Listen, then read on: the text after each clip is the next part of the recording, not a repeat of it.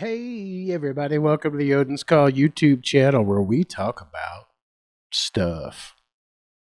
Hey, there's a lot of really bad advice out there on relationships and finding the right woman and getting married and gender roles and blah, blah, blah, blah, blah, blah, blah, blah, blah.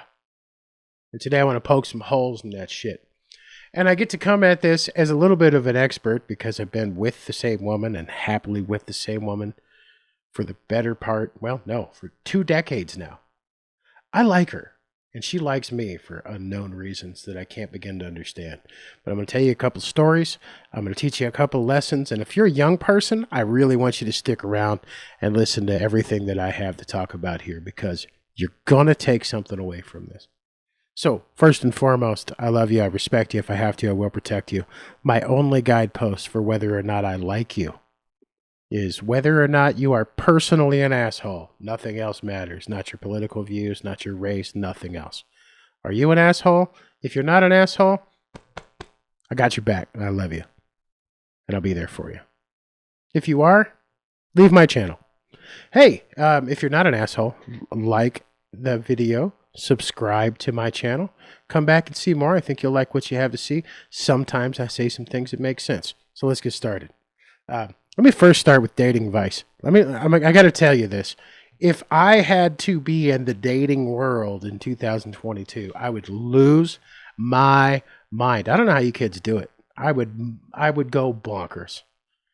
Truth of the matter is, between the Tinder hookup culture and the whatever else is out there, you guys got to be losing your minds. And ladies, I'm begging you. I'm begging you. Don't give things up that people haven't done anything to deserve. I'm not judging anybody. You do whatever makes you happy at the end of the day. But if you're young right now and you're looking for like long-term relationship health with somebody that you want to spend your life with later, I would protect that little panty hamster a little bit right now because it matters whether you realize it or not, and it's going to matter to the good dude at some point whether you realize it or not. I'm just telling you. Take it or leave it. It's up to you. Fine. So, men, let me talk to you for a minute. Young men in particular. Number one, no girl wants you to greet them with hey. No girl really wants you to tell them how beautiful they are out of the gate. I would imagine that what most women are looking for in a conversation with a man is some demonstration of decency, respect, and a desire to form a relationship, not, here's a pic of my junk for you to take in. That phenomenon is, I guess I'm just too old for it. I don't know. But that phenomenon just blows my mind, of men thinking that sending an unsolicited picture of their wiener is somehow going to yield any kind of a positive result. I don't get it. I just don't get it. And I actually made a video here a little while back. It was a YouTube short that basically just was something that girls could copy and paste into responses to you sending these terrible pictures that you like to send of yourself, making fun of you because what a childish, dumbass thing to do. And one person piped up with, "Oh, it sounds like we got somebody on the internet trying to protect women." Like, yeah, sounds like somebody sent you a video because you're a pig. Anyway, I'll move on. So I met my wife in 2002, I believe. This was before the age of internet dating, really. I guess there was probably some of that going on like AOL Instant Messenger or something. But I met my wife at a karaoke night. And I told her that she sang the song that she sang really well. In the back of my mind, I was like, that pair of jeans she's wearing is pretty fantastic.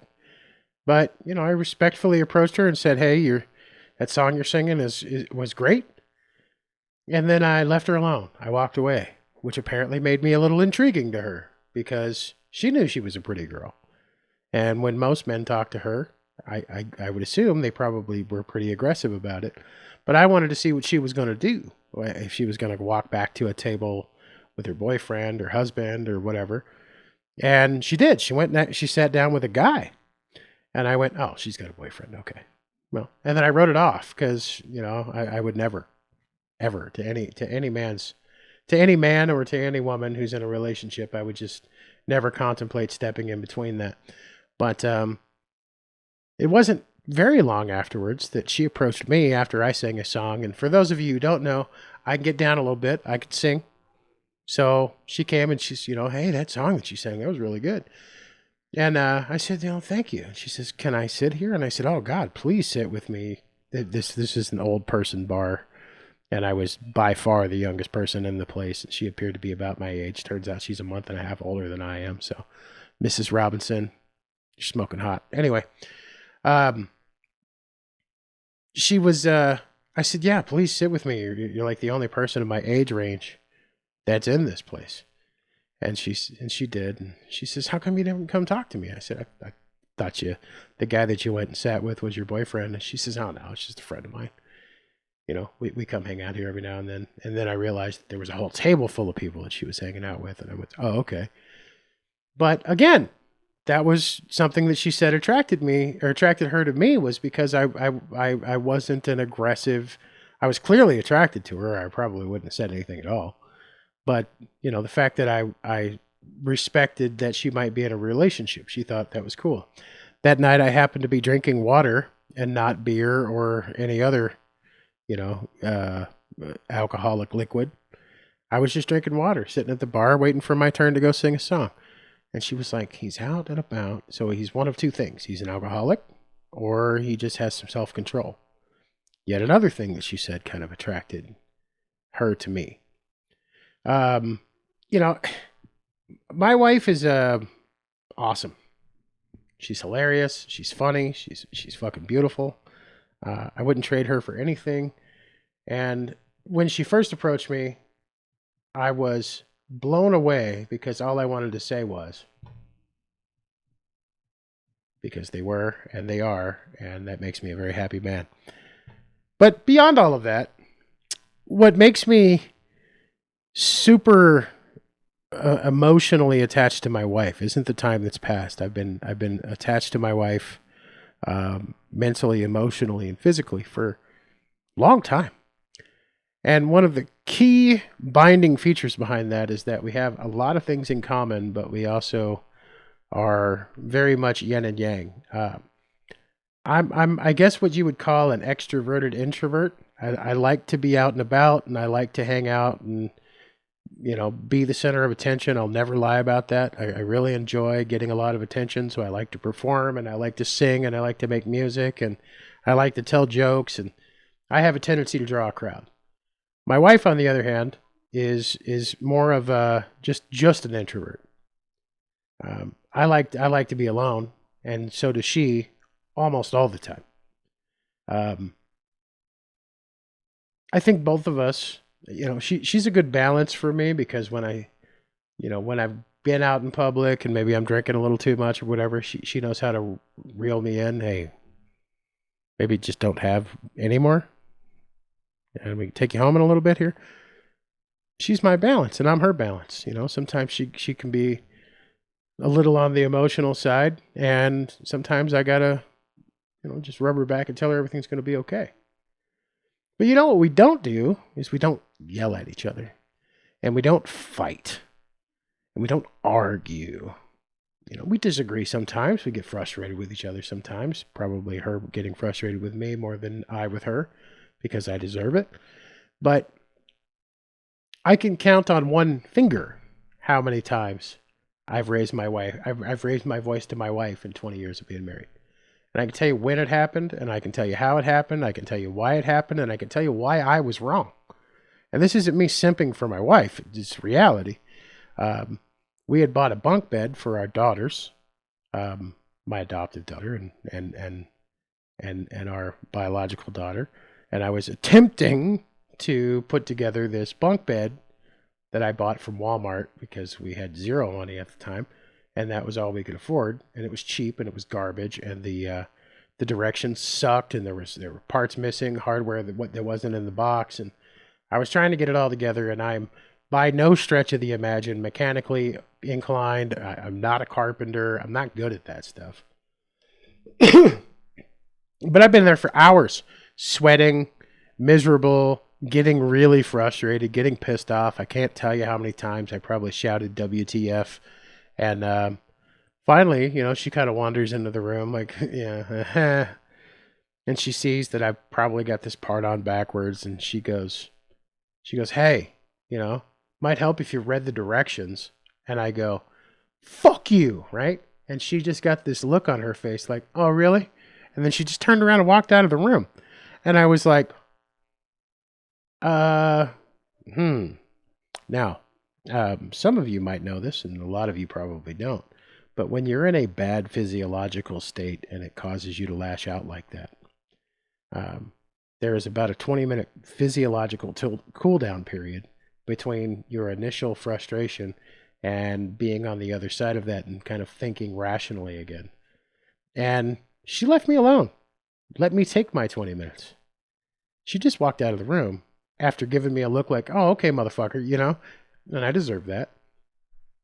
She thought she was being playful. I took offense. And she walked out of the room, and it took 20, 30 minutes. And finally I was like, man, I really shouldn't have done that. And I walked into our room where she sat there, and she just kind of gave me this look like, you better be here to apologize. And I said, hey, I'm sorry. I've been working on this for hours. It's really frustrating. The directions suck. I shouldn't have acted that way towards you. And she said, I forgive you, but if you ever talk to me like that again, I'll bite you. And we laughed, and it was fine. Might have been some makeup sex involved. I don't know. Could have happened. But it was that was the first time and the last time I ever raised my voice to my wife. I just don't do it. And she doesn't do it to me. And it's not because I simp for my wife. It's not because she's subservient to me. It's because we respect one another enough to realize that those little moments of frustration, you can let those go in the short term. There's really no reason to engage in those pointless arguments the vast majority of the time. Some people will tell you that fighting and arguing are completely normal, and if you're not fighting and arguing at least sometimes, then you're doing something wrong. And I 100% disagree with that.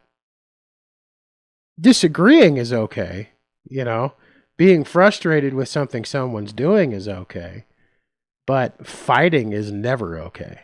Arguing is never okay. Discussion is the key to a solid relationship with literally anybody. And especially when it comes to a spouse, someone that you're going to spend your life with, someone that you chose to spend your life with, somebody that you hopefully said vows to and meant them. When it boils down to all of that, to be able to recognize your failings in a moment, realize even in a state of stress that, okay, maybe I'm being a little unreasonable right now, and then subtracting, taking some time to process through whatever that feeling is. That's the sign of a healthy marriage. Actually, I think the biggest sign of a healthy marriage is when you get into that state or they get into that state and one or the other of you gives the other that time to get out of that physiological state, to give them that 20, 30 minutes to pull their proverbial head out of their ass, which is me 99 times out of 100, by the way. And reason through whatever the frustration was.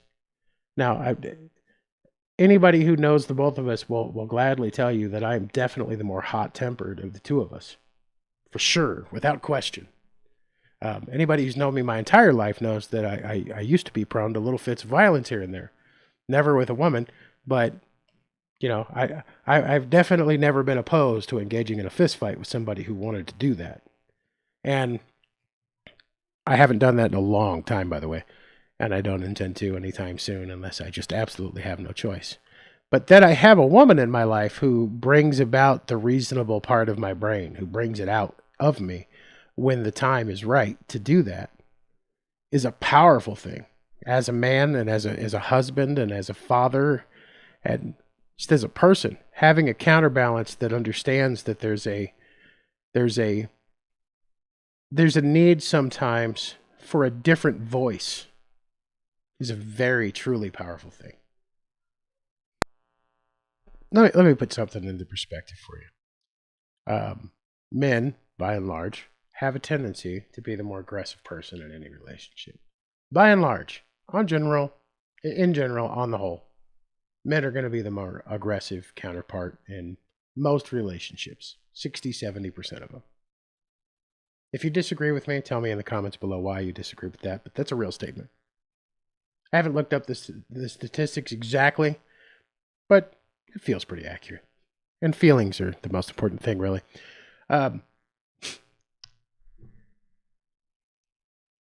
Feminine energy, and my wife contains a fair amount of it. She also contains a fair amount of masculine energy. You know, she knows when to pipe up and get her chest out too. But her ability to take me out of a state of, fight, because I don't have a flight response. I only have fight. Most people have fight or flight. I have fight. That's it. When she sees a fight response coming out of me and she realizes that it's an inappropriate fight response in any situation, she's the first one to say, hey, let's talk about it for a minute, right? Because I never directed at her, but she sees it. She knows it's coming because she's been with me for so long. She knows how to say, hey, let's take a second. She also knows that there are times when it's not wise to do that, or not necessary to do that, or that I'm right when I get into that state. She leaves that alone and she lets me do what I need to do in that situation. And I do the same thing for her. And this is the component that I think is missing in a lot of modern day relationships. Is I'm gonna ruffle some feathers here, but that's okay. The average modern woman who has assigned themselves the title of boss bitch, and I don't need a man, and I can do it all on my own. And is that true? Yeah, probably is. You probably can do it all on your own. You probably don't need a man. Okay, but you probably do. I need a woman in my life. I need the woman that I have in my life, because when things start to go sideways, she balances me. When things start to go sideways in her life, I balance her. I think everybody needs other people in their life, even if it's not a significant other, to counterbalance the bad parts of them, or the parts of them that like to amplify at inappropriate times. We need somebody that looks at us, that can separate themselves from the moment, be a good casual third-party observer, and read the situation better than the person that's in a difficult emotional and physiological state, to be the voice of reason. And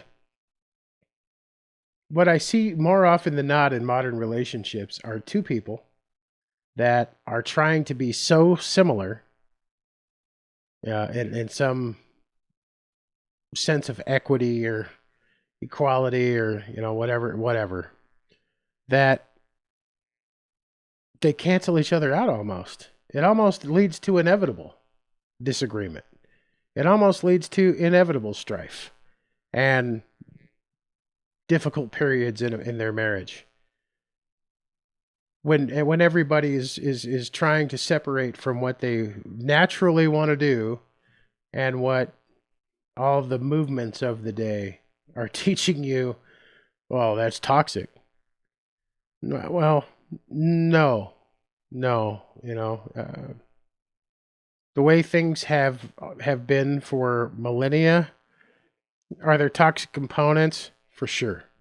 But men don't need to be more like women, and women don't need to be more like men. We should be equal, right? But we should be equal and understand that we are also not the same. So I know that in my life, as a, I guess, stereotypically masculine man who has a temper and likes to fight and can get a little loud sometimes when I feel like the timing is right, I know that the balance to that is my reasonable feminine wife, kind of traditionally, stereotypically feminine woman who says, hey, hold on a second, baby. It's going to be okay. Just hold on a second. But there's a couple of things that I know for sure. Because we have kind of voluntarily stuck with traditional roles, right? If our children need someone to protect them, and it's the choice of either myself or my wife, it's going to be me because it's my job to be in danger, period. And I'm probably better physically equipped to, let me rephrase that. Definitely better physically equipped in my case to engage in whatever that needs to be for my children if things were to get physical than my wife is. And I think that's true amongst almost the majority of male-female relationships. The man's going to be stronger than the wife almost always, with exceptions, of course. We're not going to talk nuance right now, just in general and on the whole. On the other side of that, if our children are having a difficult emotional moment, they almost always default to mom. Why? Because at that moment, when they're feeling emotional and they're feeling vulnerable, the first thing that they need is the feminine energy of a mom, my opinion. And they yield results from doing that when they can go to mom and say, Mom, I'm having a really hard time with something. Because not that I'm the dad who, if my kid came to me crying and said I'm feeling emotional about a thing, I'd be like, hey, stiff upper lip, stiff up, stop crying. You're not acting like a man. Men don't cry. You're acting like a little girl. I'd never do that because that's not how I work. And I'm in touch with that feminine energy. I really am. And you can make fun of me for it, but it's real. But they go to mom, and they go to mom because she naturally does it. I had to work at that. Mom naturally does it. Mom knows how to give the hug, the matronly hug. She knows how to just listen. I want to tear everything apart because I've got engineer brain. I want to get to the cause of what the problem is. Mom defaults to, well, let's deal with the fact that you're sad first, and then I'll hand you off to dad to do the engineer thing. Right? And that's okay. It's really okay. And I know a lot of people out there watching this video and seeing some of these, I guess, outdated thought processes will say, well, that's sexist or that's misogynist. And I don't agree with you. And my wife doesn't agree with you. We don't. You know why? Because we have successful kids, right? We have kids that have been raised up with a mom and a dad. And regardless of anything else that has ever been going on in our lives, and there's been a lot of it, regardless of any of that, they've had both of us. They've known that there's going to be a meal on the table. They've known that there's going to be a roof over their head, even if it's a motel room or something. And it was for a little while, unfortunately. Right? I think one of the biggest keys to a strong, lifelong relationship between two people is never attempting to match one another's energy, because it doesn't work. Maintaining your own individuality, recognizing your role in that relationship, whether your role as a man is the more masculine one or the more feminine one. More often than not, it is the balance of feminine and masculine that creates a successful relationship, that creates a successful marriage, and that, in my opinion, generates successful children. Successful kids. Happy kids. And mine are. And I take pride in that because I feel like I've done a pretty good job. And I think one of the reasons that I've done a good job is because I've had the counterpart to balance out those, to put a sheath on the sharper edges of mine. And to take it off when it's been needed. It's been needed a few times. I think one of the other things that is missing, a big component that is missing in a lot of relationships, is adversity. Having to face difficult situations head on as a united front, deal with them, and come out clean on the other side. And my wife and I, unfortunately, have had more than our share. First and foremost, um, our daughter, our oldest daughter, my adoptive daughter, um, diagnosed with bipolar disorder when she was 13 years old. Um, Multiple self-harm attempts, behavioral health issues, mental health issues, lots of stuff. Stuff that was really difficult to manage, something that needed to be addressed head on frequently in the presence of a counselor or a therapist or a psychiatrist or a psychologist, or it was something that we had to deal with consistently for a decade almost. So when something minor happened, whatever that thing was, somebody dropped a dozen eggs or something, it was never a big deal. It was, all right, okay. That's certainly not the worst thing that's happened in the last couple of days, so whatever, right? Go backwards in time even a little bit further. When my wife was pregnant with our 14-year-old son, about to be 15 actually, in a couple weeks, say hello to little Ragnar, everybody, please, down in the comments. He'll appreciate it. When she was pregnant with him, towards the end of her pregnancy, she just started gaining an enormous amount of weight. Not pregnancy weight, like a lot of weight, really fast. She'd gained something like 90 pounds in less than 3 months. And the doctors at the time were, you're eating too much, you're not being active enough. And she's like, I don't think I could eat myself 90 pounds heavier. Stop, something's wrong.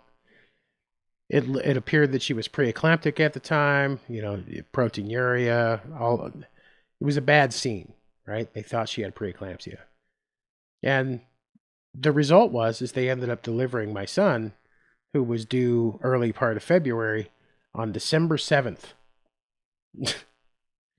So he was a little early, about 3 pounds when he was born. And the idea was, with preeclampsia, the immediate and instantaneous cure for preeclampsia is to deliver the baby. Well, they delivered the baby, and a couple of weeks went by, and nothing happened. It got worse. It got way worse, actually. And we'd gone to doctor after doctor after doctor after doctor. Somebody referred her to an endocrinologist because now she's got diabetes because of the weight gain. And it was, what is going on? This is dangerous. Something's happening here. And we got to deal with it. We got to figure it out. And finally, it was an emergency room doctor of all things who kind of went, I think I read a paragraph about this once in medical school. I'm going to send you in for an MRI. Get that checked out. Well, it turns out she had a tumor, a pituitary tumor, brain tumor.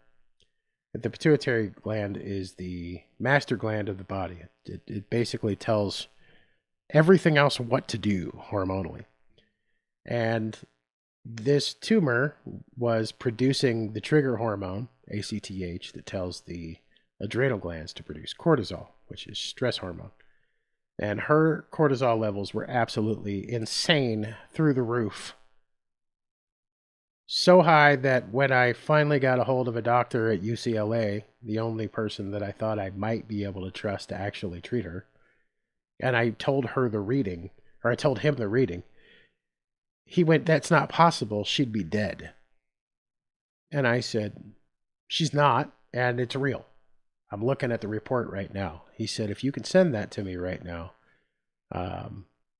you're going to, and you can prove that, you will put her in the car and you will drive her from Las Vegas to Los Angeles now. And I said, okay. And I sent it to him, and sure enough, he said, get in the car and get here now. Don't go to bed. Don't take a nap. Don't stop for snacks. Fuel up with gas and get here now. And she was in pretty bad shape by the time we got there. It had been months that this thing had just been running rampant. And it wasn't cancerous. A lot of people ask that question. It wasn't cancerous. It was considered a benign tumor, but it was a hormone-producing benign tumor. So it wasn't exactly benign. It just wasn't cancerous. So She almost died. I tattooed her name on my arm because she almost died. And because I figured while she was in recovery and they had her in quarantine for a little while because they wouldn't let anybody in there. They actually had to cut the lining in the brain to get to the gland. And while she was in there, I thought, well, if this goes badly, and it might, I'm going to get her name tattooed on me. And if it goes well, and I hope it does, I'm going to want to memorialize this moment, and it'll make her feel like a princess. So I guess I'm getting her name tattooed on my arm, and I did, and made her feel like a princess when she came home, pretty much okay. And then a few years later, exactly the same thing played out. The tumor came back when she was pregnant with our 10-year-old. So we're not having any more babies. Our oldest is 24 now, so yeah, I don't think we need any more babies. But having to face those chaotic incidents, between the brain tumors and the gallbladder and, the many health scares she's had over the years as a result of side effects of Cushing's disease, which is what they call it when you have that tumor on your pituitary gland. And the bipolar disorder with my daughter, and the number of government agencies who invaded my life because, my wife can't take care of the kids. So what are you doing to take care of the kids? And, you've got a kid who's having a hard time. So how's that your fault? And, it's been, it was a hard while. It's a hard, long time, unfortunately. But we stayed a united front. When I said, hey, maybe we should acquiesce to this thing or that thing, she'd go, no, absolutely not. We're not doing that. She'd put her foot down. Same thing for me. Sometimes she'd be like, maybe we should acquiesce to that. And I'd go, absolutely not. I'm not doing that. And she'd go, all right. The communication, the understanding of one another, the knowing where each one of us stands in the world. That's the power of a meaningful marriage. And it's not about how much you want to put parts of your body inside of their parts of their body or vice versa. Although that doesn't hurt. It's about having a partnership with somebody that you love and that you respect and that has your back. And that will do anything in an effort to keep you safe, to keep you alive, to keep you focused, to keep you together at your hardest point. And I got to tell you, she played counselor to me an awful lot when she was in a really bad physical state. I'd say, this is so hard. I can't. I'm trying to work a full-time job, and, I'm trying to make sure that you're getting the medical care that you need. And I'm losing my shit. This is so hard. You're doing great, honey. And I'm so grateful for you. Thank you. I love you. That's all I needed. That's all I needed as a man faced with adversity. That's all I needed. I needed someone to say, thank you. I appreciate the hard work that you're doing. And you're doing a good job. And that's what she needed from me at the same time, Number one, she needed me to take that leadership role. She needed me to. Particularly when it came to some of the acting out behaviors of the bipolar kid. She needed me to take the leadership role of, look, I understand you've got a legitimate mental illness, but that doesn't give you an excuse to act a fool. That kid managed to live through that and is now thriving is beyond me, but I take a little bit of credit for that. And Mom takes a lot of credit for that, and she should. But here's the bottom line for those of you that were looking for the secret to a solid relationship. Number one, no relationship is 50-50. There's no such thing. There is no such thing. I'm going to say it again. There is no such thing as a 50-50 relationship, period. If your relationship isn't 100-100, something's wrong. They are not the other half that completes the whole. They are a whole person in and of themselves, and so are you. Together, you're two people. A united front, a team. Not one of you is contributing 50% and the other's contributing 50%. Both of you need to be all in as a united front. And if you're a united front with whoever your partner is, male, female, same sex, it doesn't matter, right? It requires you being on the same page. And if you're not on the same page, able to agree to disagree, you want to know the biggest secret is that little stuff that seems so monumental in the short term. There's a question that my wife and I have only somewhat recently actually put into words, articulated, that we both kind of were using as our internal monologue anytime we begin to find ourselves frustrated with the other. Again, in her case, much more often with me than I with her. But the question is am I gonna care about this 24 hours from now? And if the answer is no, I'm gonna wait out my 20, 30-minute physiological cool down period and let it go. If it's not that monumental, it doesn't matter.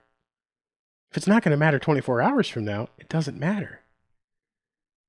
Is it? And if am I going to still be pissed off about this tomorrow? Yeah. Am I going to be pissed off about it a week from now? Thinking logically and historically, and from a history of having spent 20 years with this woman, am I still going to be pissed off a week from now, even if I'm mad tomorrow? No. Now I'm going to tell her how I feel about the thing, whatever that is. Right? I wish you didn't do this, or I would. And when you do that, it makes me feel blah, blah, blah, blah, therapy shit, right? Except that we do it naturally, right? I'll give you one example from years ago. I used to have this thing where I just liked to drink a lot of milk, which is probably a bad thing because, I was fat as fuck at the time. Still going down, by the way. Losing weight, I mean. And, yeah, we've been married a long time, but I still do that too. But, I used to drink milk all the time, and one night I apparently drank the last of the milk, not even taking into consideration that the kids were probably going to want to have cereal the next day because I was an asshole about it and wasn't being considerate. And I guess one of the kids came into our room the following morning like, "There's no milk," and she says, "There was milk last night." And they're like, "Yeah, Dad drank it." And she said, "Hey, I got to talk to you about something." And I said, "Yeah." She says, "You know how rude it is when you have kids to drink the last of the milk and then they wake up in the morning and don't have breakfast because you wanted a glass of milk? The kids come first. And you doing that's rude and inconsiderate. So, I mean, if you're going to drink the last of the milk, either go get some more or just don't have the glass of milk so the kids can have breakfast in the morning. It's rude." And I was like, "Okay, yeah, I needed that."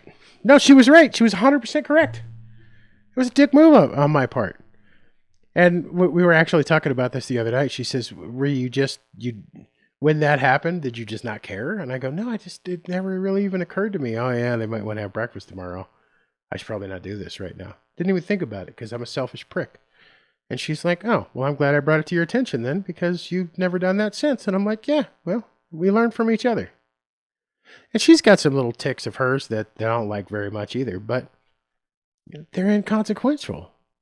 They don't matter. Because in the big picture, the 1,000 things that I do like about her far override the 3 or 4 things that get on my nerves. And the things that get on my nerves are my fault, pretty much. And again, you're going to say I'm simping for my wife. No, I respect my wife. And I love her. She loves me for some reason. If you take anything else away from this, and you've actually taken the time to get through all of this, which I don't know why you would have, but mutual respect, mutual love, mutual understanding. Being 100 in your relationship, not 50-50, will lead you to a long-term relationship that is fulfilling. Being a member of a team as opposed to whatever most people have now. I cannot tell you how many times I hear people just bitching and moaning and complaining about their relationship with their wife or their girlfriend or their fiance or whatever. And I'm like, why are you even with this person? It sounds like you're fucking miserable. I've never felt that way. Ever. And if you're a woman out there, I'll give you some advice too, because, I feel like a lot of this is kind of being geared towards conversation with dudes. But, in my wife's case,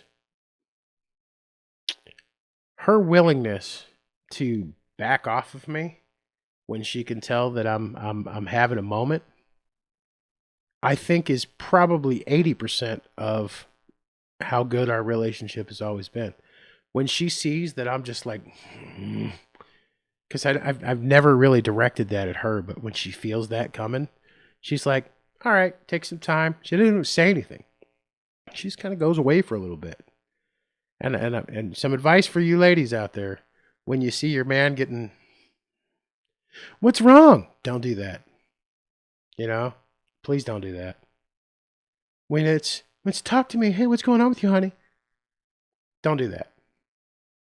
And if you're gonna do that, if he goes, look, I just need a minute, give him a minute. It's not you. Give me a minute. Well, what's going on? No, stop. Just leave him alone for a little bit. I'm telling you from a whole lot of personal experience. Just leave him alone for a little bit and let him process through whatever it is, because that's what men do, right? Men sit there and they try to digest things and they try to figure it out before they address it. And if they can figure it out and tear it apart, and it's just gone at that point. And if they can't get over it, they're going to come to you at some point and be like, look, here, let me tell you what was bothering me. But if you hammer on them about it, they'll shut off on you and they'll resent you for it because they don't want to talk about it yet. Men, same thing with your woman, but a little bit different. It's very important that you do ask her. At least in my personal experience, right? When my wife is sideways, I'll go, are you okay? Something on your mind? No, I'm fine. You don't seem fine. Is it something that you want to talk about? I'm telling you, that's a powerful question. Is it something that you want to talk about? Because at that point, she's going to go, no, it's not something I want to talk about. Or she's going to say, yeah, it is something I want to talk about. But what she's probably not going to say, if you've already picked up on that, is it really is nothing. But the fact that you asked the question is important. That's important to every woman I've ever known. Are you okay? Yeah, I'm fine. Are you sure? Because you don't seem like you're okay. Yeah, I'm sure. Do you want to talk about it or do you not want to talk about it? I'm here either way, right? I don't want to talk about it. Okay, let me know if you do. Yeah, I do want to talk about it. Cool, I'm here. What's up? And be prepared in that moment to not engage in a fight, because it's probably your fault. Or it's probably something they're upset with you about. And maybe it's something that's fair and maybe it's something that's not, but be prepared to engage in a conversation, which my wife and I do sometimes.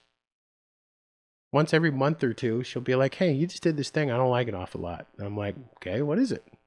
And she'll tell me and I'll go, well, I do that because and I think I'm right. And sometimes at that point she'll go, oh yeah, I never really thought of it that way. And sometimes she'll go, no, you're still fucked up for that. But it gets addressed, it gets talked about, and things don't fester for decades. And I've never had that moment with my wife where she's like, remember that thing that happened 8 years ago at Thanksgiving? I don't get that from her. And I don't give that to her either. And it's because we address things as they come and we let things go that don't fucking matter. When you learn that skill, when you learn how to do that in a relationship, it's going to get 1,000 times better. Look, it's 2022. The world is going mad. The least you can do is have a conversation with the people that you love, the people that you have in your life, your significant other in particular, to give them the understanding that they need in the time that they need it, to give them the space that they need in the time that they need it, and not engage in stupid ass arguments about things that aren't going to matter 24 hours from now, whether you talk about it or not. Learn that skill. It'll change your fucking life, I promise. Thanks for coming to my channel. I love you. I respect you. If I have to, I will protect you. Subscribe.